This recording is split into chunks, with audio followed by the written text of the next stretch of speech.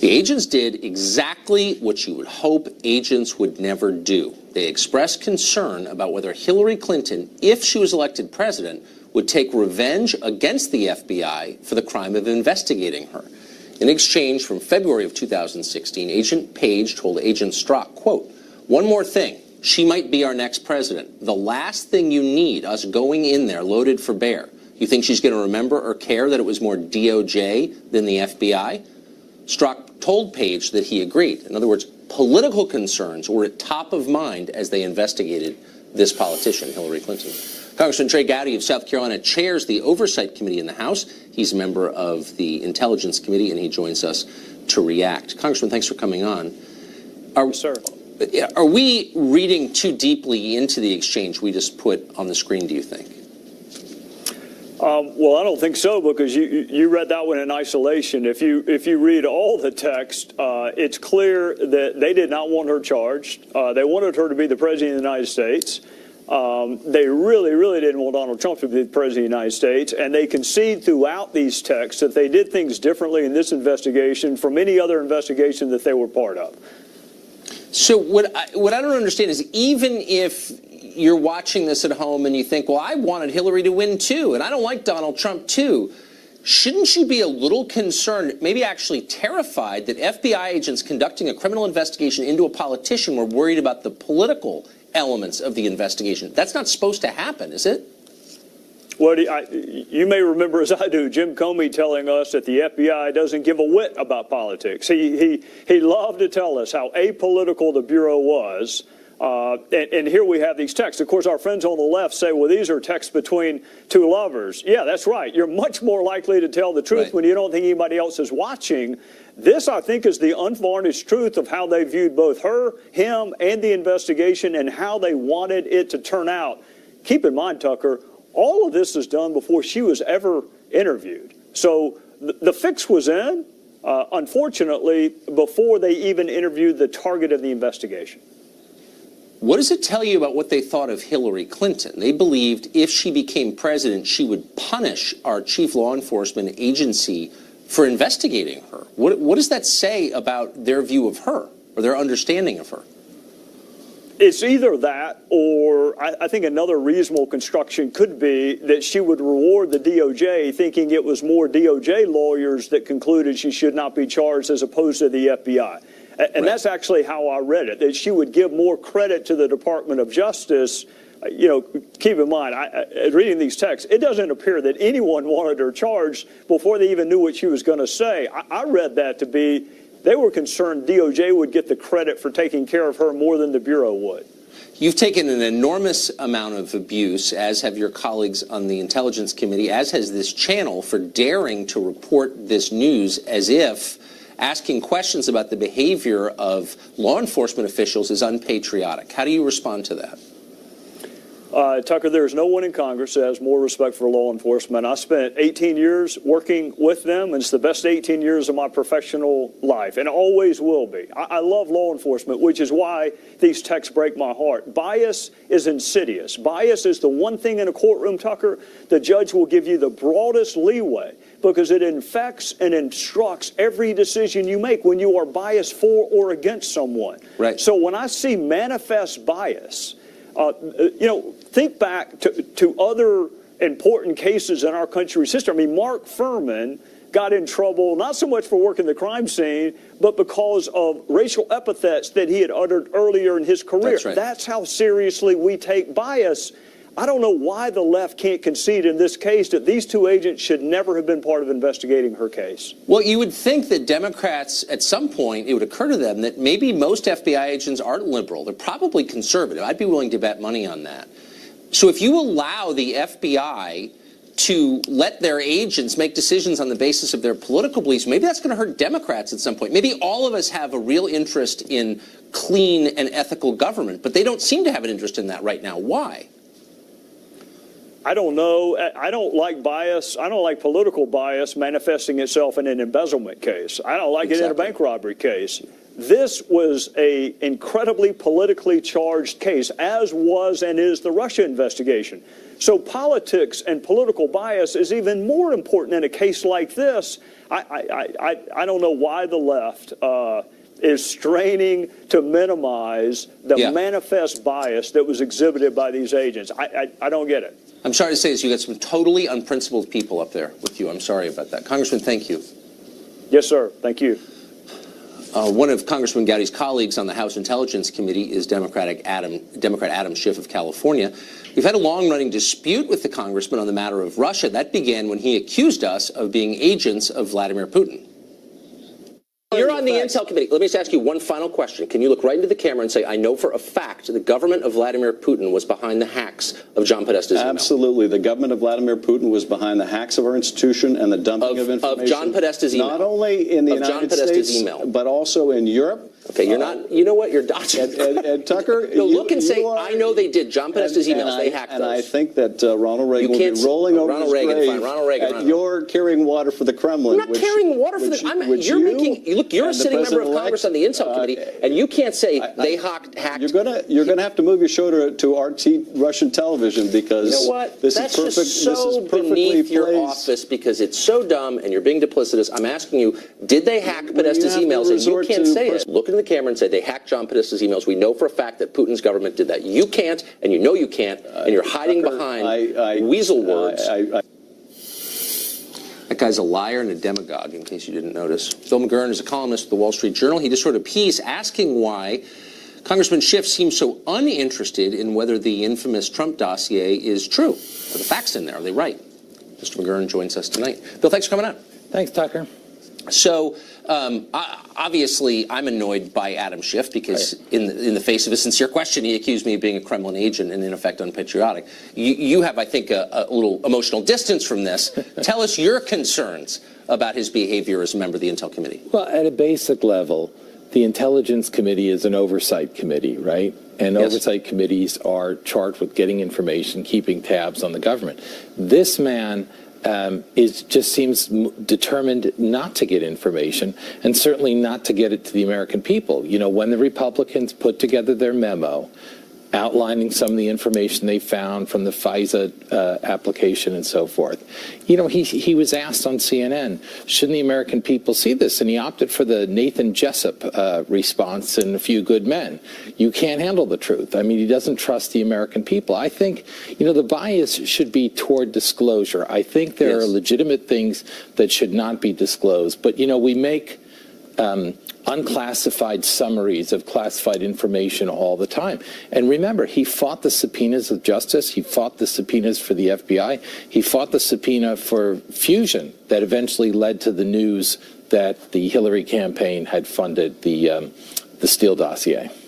So you're old enough, and I am too, to remember a very different time where the sides were kind of inverted, and it was Democrats, Frank Church of Idaho, for example, who were arguing that the public has a right to know at least a broad outline of what the intel agencies are doing, what law enforcement is doing. It's our government. It's our country. We have a right to know.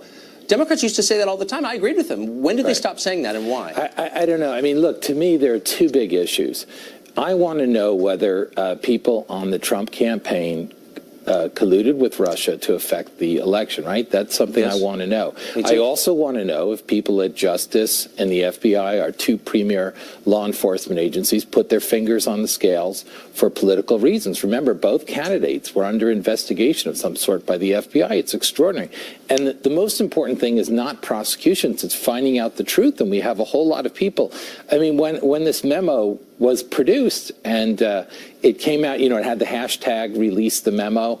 You know, Congressman Schiff came out and was blaming it on Russian bots. Well, you can look at it the other way. What does it tell you when Russian bots are more for disclosure than a congressman on the House Intel Committee? We've invited him many times, including yesterday, to come on and explain that. Explain how he found himself basically practicing McCarthyism. And he's always on the TV shows saying he found more than circumstantial evidence that Donald Trump had colluded, but we haven't seen any of the evidence. It sounds like OJ's promises to find the real killer, you know? Well, he won't come on this show. He hasn't been since December 7th. We're keeping track of last year. So anyway, Bill McGurn, thank you very much for that. Thanks, Tucker. Appreciate it. Well, the White House released an immigration plan just tonight. Its detractors immediately called it, quote, a white supremacy ransom note. That was from the leading DACA group. Leader of one left-wing group that supports amnesty but opposes the president's proposal joins us next. Also, a new picture emerging tonight. It could have changed the 2008 election, but nobody was allowed to see it. For real. For the first time, you will see it, and you will meet the man who took it and who's been holding it all these years. That's ahead.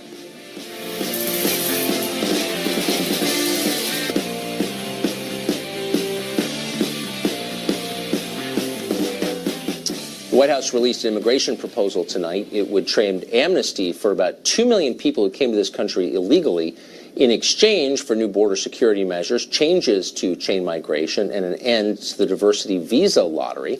Well, the plan still lacks details on what they mean by border security or how much it would reduce chain migration. It was immediately attacked by almost everyone, especially by the left. They claimed it was, quote, a white supremacist ransom letter. That, according to, I think, the largest DACA group. Over at the New York Times, reporters Cheryl Gay Stolberg and Michael Shear piled on. They noted that, quote, some described it as nothing but a heartless attempt to rid the country of immigrants and slam shut the nation's borders. That was in a news story, by the way, just so you know. Well, whether the White House passes this or not, gets it through the Congress, tech overlords like Mark Zuckerberg, one of the richest men in the world, are pushing hard for amnesty for people here illegally. The Facebook CEO made a post on his website yesterday. He urged everybody to call members of Congress and demand a deal on DACA and protect the recipients from being deported. Quote, dreamers are members of our community, Zuckerberg said, and there are 800,000 living in fear with no ability to plan for the future. Todd Schulte is president of Forward.us. It's a Zuckerberg-funded group that promotes citizenship for a lot of people here illegally. Todd, thanks for coming on. Thanks for having me. So the response is kind of amazing. So the White House comes out and says we're willing to accept 2 million, probably a little more than 2 million amnesties for people who are here illegally. That's more than the Dreamer population we've been talking about. Here was the response they got. United We Dream, the Dreamer advocacy group, it's a white nationalist ransom note. ACLU, according to a Bloomberg report, called it, quote, a nativist screed to benefit white supremacists. How is it that a plan to let in 2 million almost exclusively non-white immigrants is a feature of white supremacy? That seems insane to me. Well, I think it's really important. Let's actually talk about what we know, what's in the plan. And we don't know everything. But can you just respond to my point? So these are the groups that said they wanted amnesty for the Dreamers. They just got it. The White House said, okay, we'll give it to you. And they're calling it white supremacy. Well, I think actually it's a whole package of immigration reform, and you laid this out. I think the salient fact, actually, that people are really responding to is this is a 50% cut to legal immigration. And my question is, well, by the way, I think I'm more familiar with the numbers. Hold on. I don't think that's right. So I'm happy to explain why that's the case. Yeah. So by cutting 5 of 7 of the family-based immigration categories and cutting the diversity visa, that's a 50% cut to legal immigration. That's the biggest cut to legal immigration. Now you're just, you don't know what you're talking about, or you're misleading on purpose. The diverse, under this proposal, which I just read and talked to the guy who wrote it. Okay. Yes, it ends the diversity lottery, but it reallocates those green cards to people who are in the backlog of people applying to come here. Yeah, that's where he tricked you. Let me tell you why. I'm glad this came up. So it reallocates 50,000 visas a year of the cut. For the family-based immigration cuts, it permanently ends those categories. So for year 1 or 2, there's a little bit of a reallocation. That's not true. Okay, look, wait, there's no net loss. But look, we're getting into the weeds on a plan. Where do you think the visas go? Hold on. Then? They are all reallocated to the massive backlog of people waiting to get here legally.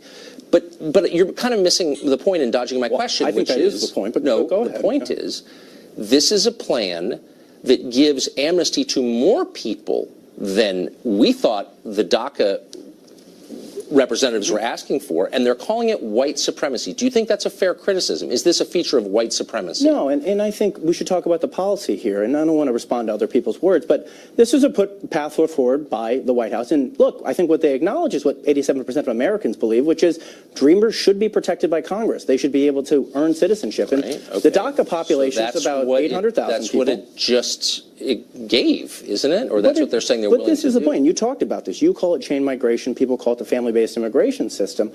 I don't understand why, if you and I agree that Dreamers should be able to sit here and they should be able to stay, why should Dreamers only be able to be protected from deportation if we cut legal immigration by 50%? Okay. So actually, You're wrong. Most Americans don't believe that you ought to let the people who just got amnesty bring all their relatives in. In fact, there was just a Harvard Harris poll you just saw a couple days ago that showed overwhelmingly people are against that. You know who's really against that? African American voters. Yeah, do you have a poll that shows African American? I have it right here. 80, and I'm quoting from it. 85% of black. 85%. No, against chain migration. 85% of black voters think the immigration policy ought to be based on merit, not on having relatives in the U.S. Well, can I 85%. Yeah, so I think it's important to talk about when we say merit, what do we mean? This bill doesn't add anything to the merit-based side. It just cuts from the family-based side. You're dodging my question again. Oh, no, I'm not. No, yes, you are. You're upset because this would cut Tucker. chain migration. Hold on. Okay. You just said Americans support keeping it. And I'm showing you poll numbers that show, no, they don't, No, actually. I actually didn't. What I asked you was, you acknowledge that most Americans are not in favor of chain migration. Why are you better off? If we let Dreamers stay, I think you and I agree, Dreamers should be able to earn citizenship. Why does that have to come with a 50% cut to legal immigration? That doesn't help me. That doesn't help middle-class Americans. That doesn't. Well, actually, we can debate that. You don't have any numbers that show that the current system helps them because it doesn't.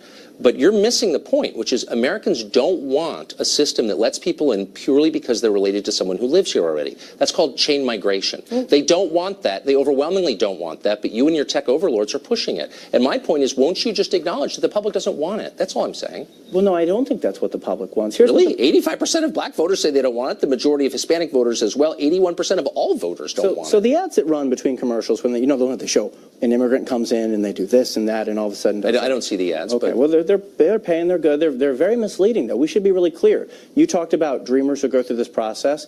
Policy shows. You're not going to acknowledge this poll, are you? I've read the poll. So that's not what the poll says. You think the majority of Americans support chain migration. What poll are you referring to? I'm talking the one that was just taken. I don't think the majority of Americans, you can throw poll-tested terms all you want at them, Tucker. That's how politics works. How about this one? 85% of African-American voters, I'm quoting, think immigration policy should be based on merit, not based on having relatives in the U.S. That's the definition, both colloquial and technical, of chain migration. So let me ask you a question. Are you suggesting we should shift to a more skills-based or cut? Because all that the White House has put out now is cuts to legal immigration.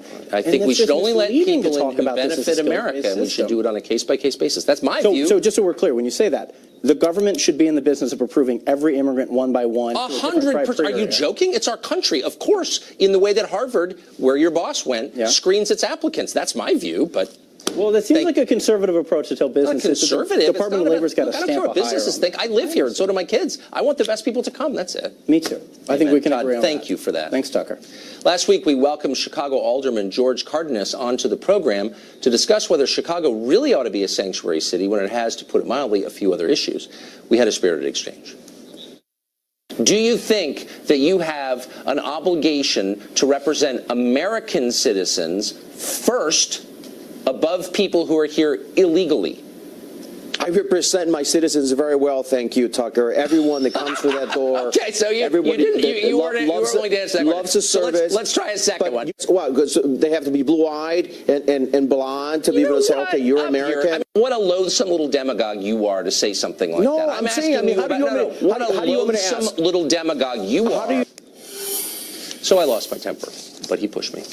Nicholas Pizzato is also an alderman in the city of Chicago. He is not for the city's efforts to protect illegal immigrants from American law, and he joins us tonight. Thank you a lot, very much for coming on tonight. So I didn't mean to get into such a bitter debate with your colleague, but I was asking a pretty simple question, which is how does it help the citizens, the American citizens in Chicago, to do this? And he called me a bigot in response. So let me just ask you the same question. Does it help Chicagoans, these immigration policies? Well, of course not, Tucker. It doesn't help one bit, so. So then what's the point of it? Because I thought the point of representing a constituency, holding elective office, was to look out for the people who voted for you, the citizens, the voters. Well, that's the way I feel. I mean, we represent the people that live in our community, live in our city, and the people that are here. You know, I believe, you have to be here legally, and I certainly don't believe in sanctuary city, so. It just, and I love Chicago, and everyone who visits it does. Great people, great food, beautiful city. But, like all cities, it has some actual problems, financial problems, crime problems. It does, you can't convince me that all the political energy spent on catering to people who shouldn't be here, that's got to detract from, making the city better for everyone else. Well, right. I mean, I wish we have a serious mental health issue in the city. We have a serious crime problem, and I wish we'd be concentrating on those type of things as opposed to illegals in our city. So why your mayor's all in, a bunch of aldermen are all in? Why is that? What's the motive? I couldn't explain what their motive is. I mean, basically, it's the mayor and 48 aldermen support Sanctuary City. There's basically 2 of us that do not support Sanctuary City. But meanwhile, the mayor and all those aldermen have let the south side of your city become like uninhabitable, and people get killed every day. What do the people who live on the south side of your city in poverty amidst all that violence, what do they think about this? I bet they don't like it.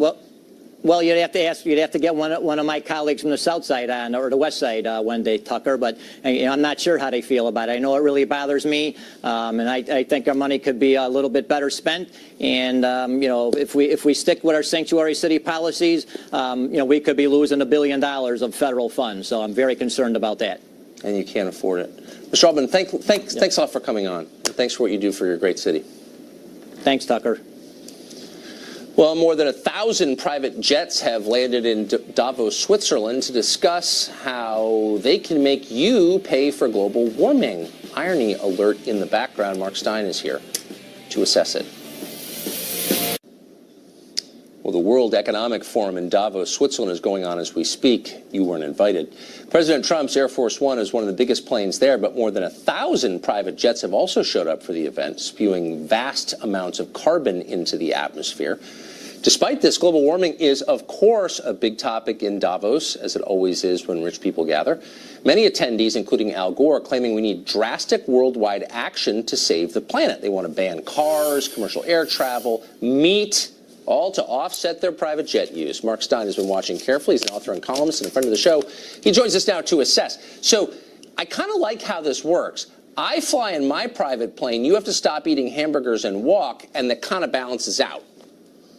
Yes, that's right. This is the way these guys plan, that somehow they will still get to jet around like Al Gore in his private plane going to world conferences, Leonardo DiCaprio, and you will be beating your laundry down on the rocks with the village women, getting your clothes dry because the washer and the dryer are destroying the planet. And the fact that they all meet in a remote luxury Swiss ski resort. You said that your viewers weren't invited, Tucker. And that's right, most people aren't invited because it's government leaders and what they call so-called stakeholders. And apparently 90% of the schlubs on this planet don't have a stake in anything. But Kate Blanchett, who's getting an award for raising awareness of refugees, she apparently counts as a stakeholder. Incidentally, they should have given the award for raising awareness of refugees to the mayor of Östersund in Sweden, who told the women of Östersund that they now had so many refugees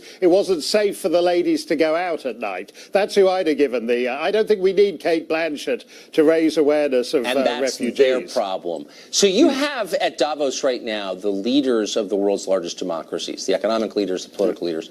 How many of them do you think personally believe in democracy, for real? I don't think they do, and I think that's what's fascinating about this. They regard things like the Trump election and Brexit and the rise of, say, Marine Le Pen in France and the AfD in Germany. They regard these things as aberrations and as proof that democracy has to be moderated by all the sensible, clever people getting together in a Swiss ski resort, kind of like the Blofeld doing the Spectre round table at the top of the mountain in the Bond film On Her Majesty's Secret Service, if you're keeping in touch with your world conspiracies. They all meet on the top of a mountain like the Spectre board meeting in James Bond films, and they decide the measures they can take to ameliorate and moderate the voice of the people, because the voice of the people is vulgar and keeps voting for Trump and Brexit and that kind of thing. But don't you think if you're going to have a global conspiracy of elites, at least the people involved should be impressive and self-aware? Smart? Yes, I think so. And I think it's become a rather sort of third-rate pseudo-celebrity event. As you say, this idea that they're all the people with private jets, it's a kind of class thing. So there's a lot of layabout Saudi princes who fly in there. There's a lot of rather trashy celebrities. There's a lot of powerful business leaders. But at heart, it is an anti-democratic bias. You mentioned that hamburgers cause global warming. That was this story today. I didn't actually believe that, but it turns out that if you eat a breakfast sandwich from McDonald's, every time you eat a sausage and egg McMuffin, a polar bear loses its ice flow. Apparently, the sandwiches are responsible for global warming. So as bad as it is, Leonardo DiCaprio and Al Gore flying around to these summits on their private jets, if they all flew into Davos on a sausage and egg McMuffin, the entire planet would be kaput, because that's apparently what causes global warming, according to these guys. Okay, next January, you and I are going. Let's do a show from there. That would be so fun. Yeah, and we will go in on your personal Tucker Carlson Tonight show, official sausage and egg McMuffin magic flying plane. As they say, next year in Davos. Mark, thank you. That's right. Thanks, Good to Tucker. see you. Could a secret photo of Barack Obama have changed the 2008 election? It's a real question. We have the photo. It just came out. And for the first time, we're talking to the person who took that photo. We'll tell you why you've never seen it before. Next.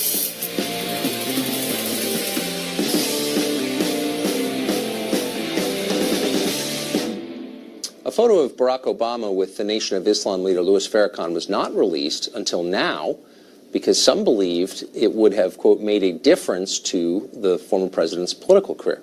Askia Mohammed took that picture, and he joins us tonight. Mr. Mohammed, thanks for coming on.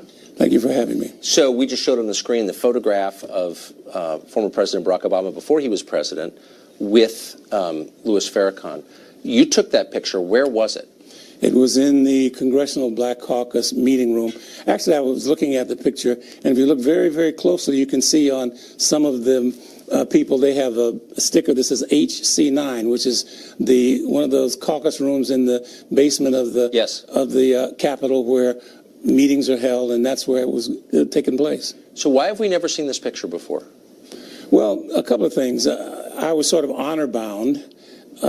Immediately, the day of the picture that was taken, I was on Capitol Hill. I worked out of the Senate Radio TV Gallery at the time. A staff member from the Black Caucus called me and said, "We have to have the picture back." And I was kind of taken aback, and it's like, so we talked a couple of times on the phone after that, and I said, okay, well, I'll give the picture to Minister Farrakhan's chief of staff, who is Leonard Farrakhan Mohammed. He's shown on the far left of the picture. And I gave the original disc to him and, in a sense, swore myself to secrecy because I had quietly made a copy for myself. Just, it's my picture, it's my art, it's my intellectual property. Right. And I wanted it, I owned it, and I wanted to keep it. And so it wasn't my place to. But why would people from the Congressional Black Caucus or the Nation of Islam headquarters in Chicago not want that picture to come out? Well, I don't think it was so much the Nation of Islam, but rather the Black Caucus. Perhaps they sensed the future. This was 2005 now. There were no, he had just been in the office a few months. But the idea, and in fact, he had people from the Nation of Islam working on his staff in his office in Chicago, his Senate staff. The members of the Nation of Islam helped him in his Senate campaign on the south side of Chicago. So, but I think as people considered the ambitions, the thought was Minister Farrakhan and his reputation would hurt someone trying to win acceptance in the broad cross-section. Did he have contact with anyone from the Nation of Islam as a senator or as president that you know of? Not that I know of. He did have, as I recall, there was a member of the Nation of Islam in Chicago worked on his staff, on his office in Chicago, his constituent services office in Chicago. But I never knew her. I never knew her name. But at some point in his 2000, at some point she was no longer on his staff. I don't think it was a acrimonious departure, but she just wasn't on his staff anymore. So was Louis Farrakhan or members of the Nation of Islam, were they offended that President Obama wanted to distance himself from them? Some were. Many were. Many were angry. Many were hurt that not only did Senator Obama denounce Minister Farrakhan, he rejected him. In the same interview appearing, I've forgotten what it was, with Senator Clinton. Yes. And she went after him about, well, I rejected the support of some people that she considered unacceptable in New York when she was running for Senate, and really demanded that he do the same. And so he said, okay, if it'll satisfy you, I'll reject him too. And so people in the nation have a sensitivity about this and feel that we've often been made, Minister Farrakhan has certainly been a litmus test for people, whether it was fair or not, because people who want that acceptability in the crossover, you might say, can't stand the inquisition that comes with being associated with Minister Farrakhan. Well, I wish it had come out earlier, because I think it makes for an interesting conversation wherever you fall along the spectrum. Thank you for coming on tonight, Mr. Muhammad. Thanks for having me on. That picture and telling us what it's about. Time for final exam. Can you beat two professional news hosts when it comes to knowledge of this week's news? Stay tuned.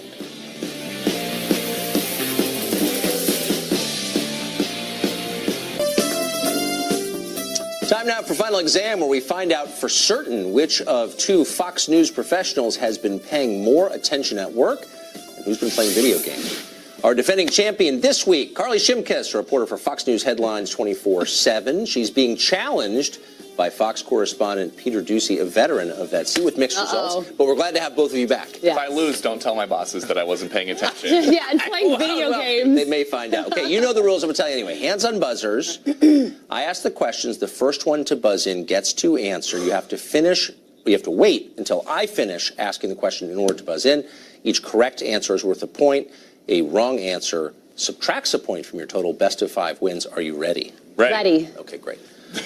Question 1. A world leader stripped down to his trunks to take a refreshing and religious ice bath. Which leader was it? Peter Doocy. It was President Putin. Vladimir Putin? Yes. How dare you use those words? Let's see if you're right. Roll tape. Vladimir Putin has taken his shirt off again. Why did you do this, Mr. Vlad? President Putin made his way to the lake in a fur coat and fur boots, and then he stripped down to his bathing trunks. Peter Doocy, clearly a Russian agent. You knew it was Vladimir Putin. Did you know that too? You probably did. I did, and I know that Abby Huntsman's father, Ambassador Huntsman, Ambassador to Russia, also did that as well.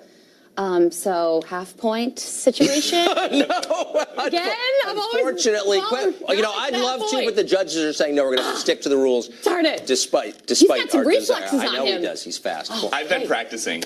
Former arm wrestling champ. Question The 2. Nintendo thing, once again. Okay. A cable news host, we know that world well, just released a folk rock ballad he says was inspired by the Women's March. Which cable news host was it? Oh, Peter Doocy. It was Morning Joe Scarborough. Are you sure?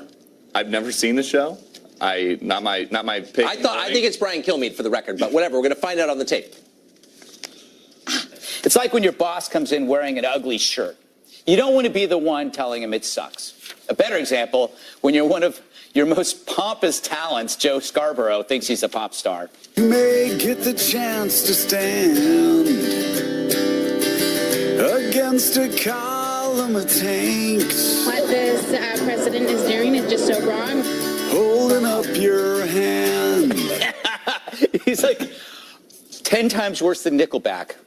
Oh, I didn't know they made the song like a thing on the show. Yeah. Okay. Do you know that Al Sharpton also cut an album years ago with James Brown?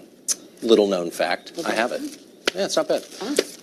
You got that right, Peter Doocy. Thank you. All right. It was not Kilmeade. Question 3. Gotta dig myself out. Researchers in China just announced a terrifying scientific breakthrough, not surprisingly.